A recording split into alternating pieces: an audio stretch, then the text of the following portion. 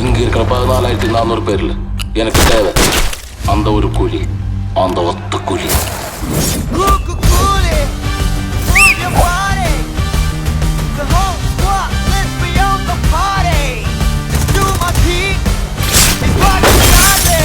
இந்த தேவா பத்தி தெரிஞ்சிருந்தோ என்கிட்டயே விளையாடி இருக்க. அரங்க மதிர பறக்கவே.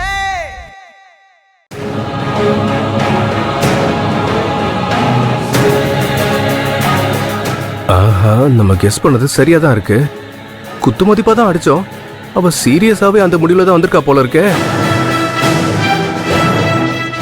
என்ன ரோகி இது?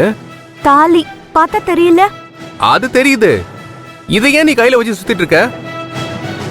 நானே நம்ம 2 பேரும் கல்யாணத்துக்கு முன்னாடி அப்படியே தாலி கட்டிக்கலாமான்னு கேட்க தான் வந்தேன்.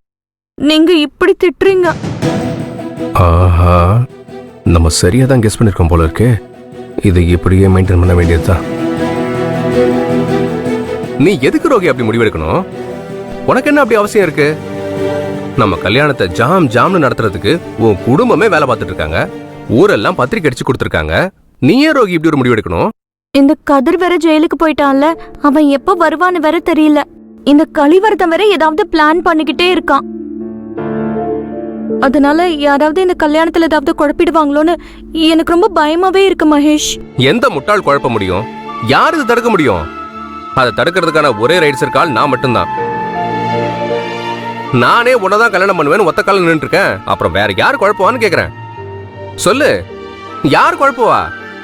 நிஜமாதான் சொல்றீங்களா? என்ன நடந்தாலும் நீங்க என்னை விட்டு போக மாட்டீங்களா? கண்டிப்பா நீங்க என்னதான் கல்யாணம் பண்ணிப்பீங்களா? ஆமா, இதுல என்ன உனக்கு சந்தேகம்? நம்ம சொந்தக்காரங்க எல்லாம் சுத்தி நிப்பாங்க. ஐயா ஹோமகுண்டத்துல யாகம் வளர்ப்பாரு, நாதஸ்வரம் வாசிப்பாங்க, கெட்டி மேளம்னு சொல்லுவாரு. அப்ப நான் உன் கழுத்துல தாலி கட்டுவேன். எல்லாரும் சுத்தி நின்னு ஆட்சத்தை போடுவாங்க. அந்த ஃபீலே வேற. சொர்க்கத்துல கல்யாணம் பண்ற மாதிரி இருக்கும். அப்படி ஒரு கல்யாணம் நம்ம முன்னாடி இருக்கும்போது யாராச்சும் திருட்டுத்தனமா தாலி கட்டலாம்னு நினைப்பாங்களா? நீங்க சத்தியம் பண்ணுங்க,